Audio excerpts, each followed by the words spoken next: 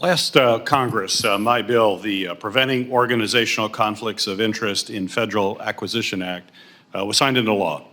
It requires modernizing the Federal Acquisition Regulation, known as FAR, to make it easier for agency contracting officers to identify and to address conflicts of interest. Unfortunately, the updated guidance that was due in June of this year has yet to be issued. And yesterday, I sent a letter to the Federal Acquisition Regulatory Council urging them to swiftly implement my law to ensure that taxpayer dollars are used in the best interests of the American people. Dean Tillerman, until the FAR issues updated guidance based on this law that has passed, would you explain to the committee how federal agencies are currently addressing potential conflicts of interest involving their contractors? Thank you, Senator. Unevenly is the best way to describe it. Without a standardized FAR clause or solicitation provision, each agency is basically left on their own to come up with their own approach to organizational conflicts of interest, which has led to severe inconsistencies among agency approaches.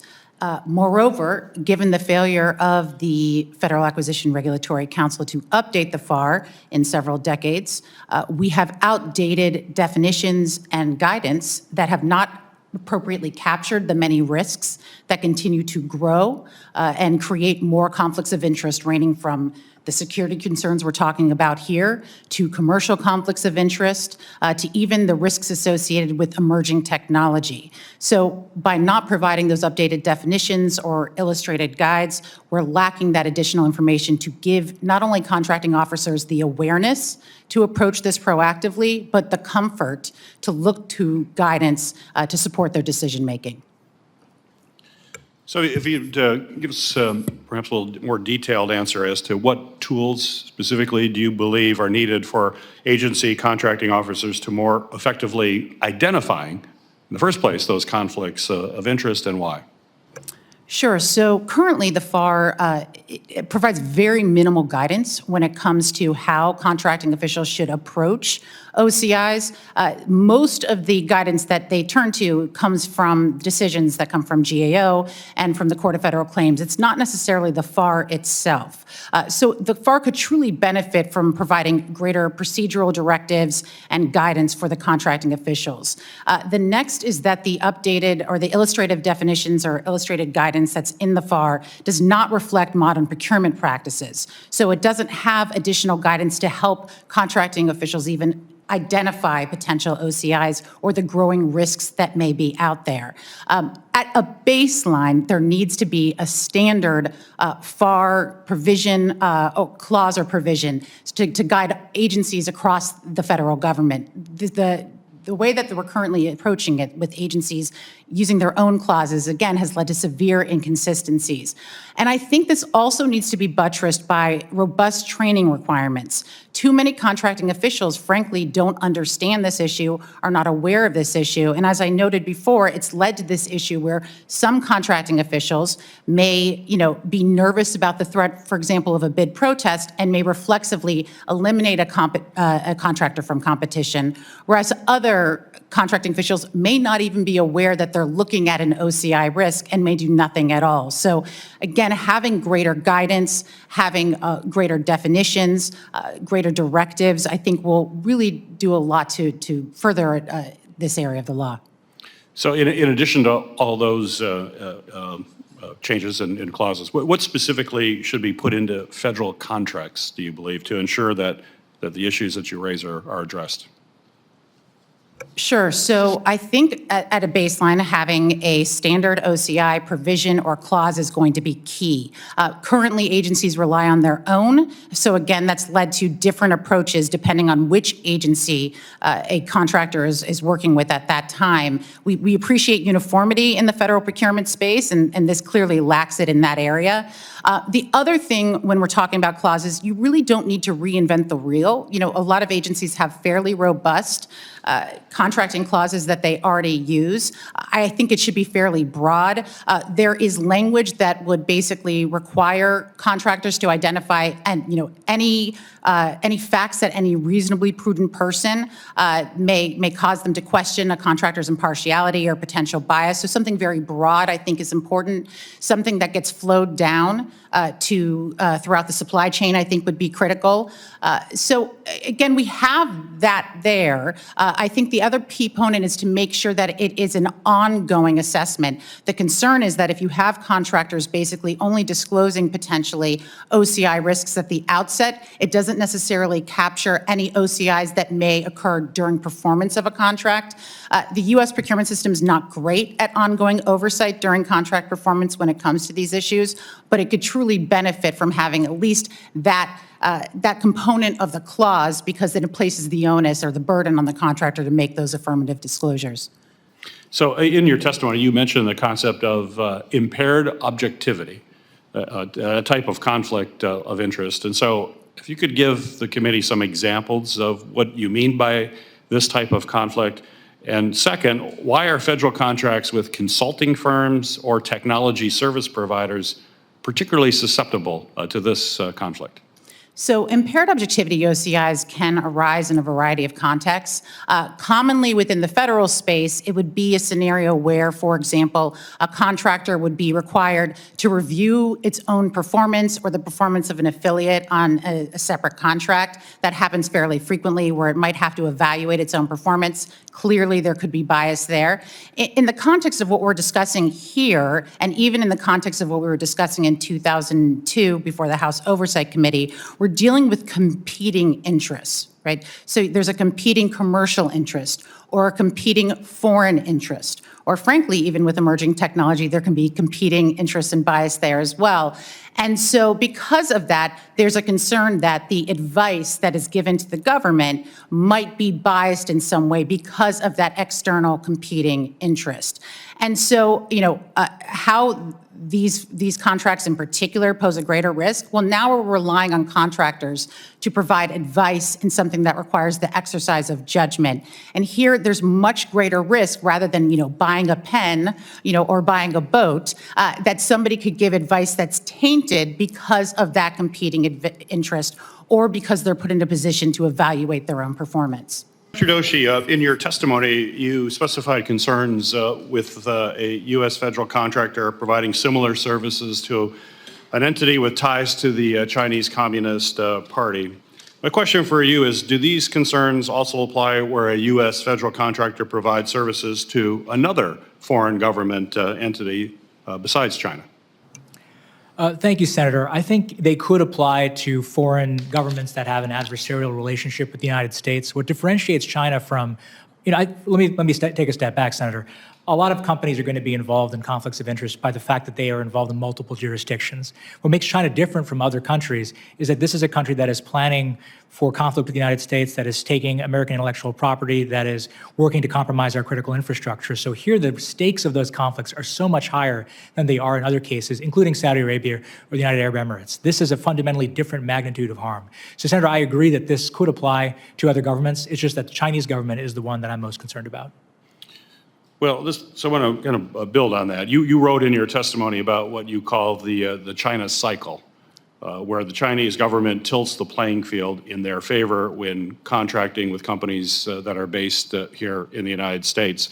They're also tilting the playing field in their favor in the electric and autonomous vehicle market by heavily subsidizing their electric vehicles in that industry and flooding foreign markets with these highly subsidized vehicles. Earlier this month, I sent a letter along with my Republican colleague, Senator Blackburn, to several Chinese automakers pressing for more transparency into their ties with the Chinese government and highlighting the significant national security concerns associated with importing vehicles made by companies with ties to the Chinese Communist Party. So my question for you, Dr. Doshi, is besides imposing tariffs or similar measures like that, what else can we do to level the playing field or tilt the field back? Well, thank you for that question, Senator. And maybe I'll spend a moment briefly on the China cycle. The idea here is that multinational companies or U.S. companies are attracted by the lure of China's market. It makes sense.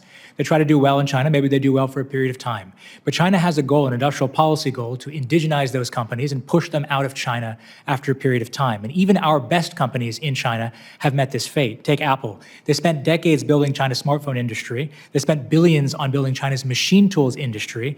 And now its various suppliers have essentially risen in the supply chain to become producers of smartphones. They've pushed Apple essentially to below top 5 in market share in China. Take Tesla as well. It's a similar story. Tesla did very well in China, had a good arrangement with the Shanghai government, but its supply chain in China that it built helped catalyze some of the innovation that helped China's electric vehicle manufacturers outcompete Tesla in Europe and the and potentially down the road in the United States. To answer your specific question, Senator, about what we can do to tilt the playing field on EVs, I mentioned just a few points. First, I would note that a lot of companies in China, 90% of the top 500 enterprises, have Chinese Communist Party cells within them that are involved in the governance of those companies. So strict independence between those companies and the Chinese government is very difficult to imagine. We can't mirror image. It's a different system than ours.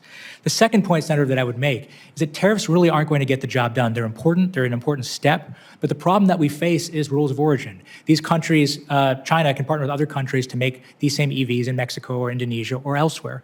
So what we really need are regulatory solutions. And what the Biden administration has recently done, as of yesterday, is move forward with an approach that would say, for software or hardware that goes into these internet-connected vehicles, if that's from China, then it can't be sold in the United States. And it's for a very simple reason, Senator. Automotive, internet-connected vehicles are a form of critical infrastructure, and we know that the Chinese are trying to compromise U.S. critical infrastructure in power, in water, in telecommunications, and in transportation. And it stands to reason we should worry about that possibility in EVs as well. So this regulatory approach is easier to coordinate with allies and partners. It's actually something the executive can do pretty quickly, and I think it's actually more effective than tariffs alone. Another question for you, Dr. Oshie, is another important factor we must consider when we aggressively combat the China cycle, as you call it, are what the potential impacts on the American scientific and technological competitiveness would be if we overly restrict U.S. collaborations with foreign entities on basic research, for example. Question for you is, what are the consequences of overreach there, and how can we prevent overreach? Well, thank you for that question, Senator. And I think nothing that I've advocated today would dramatically tamp down on trade with China, nor would it necessarily compromise our ability to work with China in science and technology. Those are both important. We are just trying to put guardrails in place so that they can be done more safely and effectively. That said, the United States currently has a science and technology agreement with China that's been in place since normalization. It's lapsed at times and been renewed. One of the biggest challenges we face, Senator, is that the ecosystem in the United States is very open. Anybody can access it.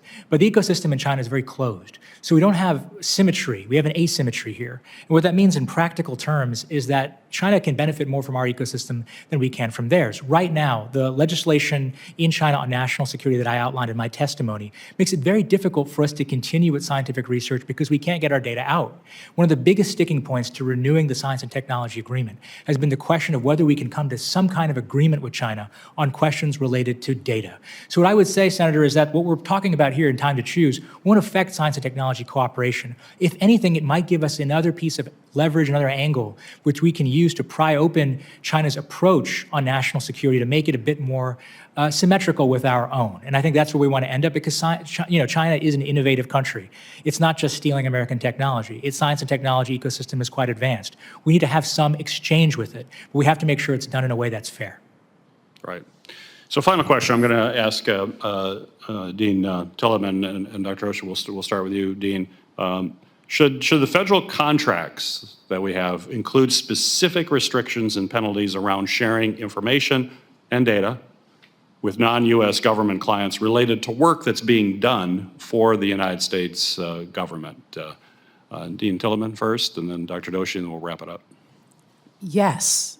Resoundingly, yes, absolutely.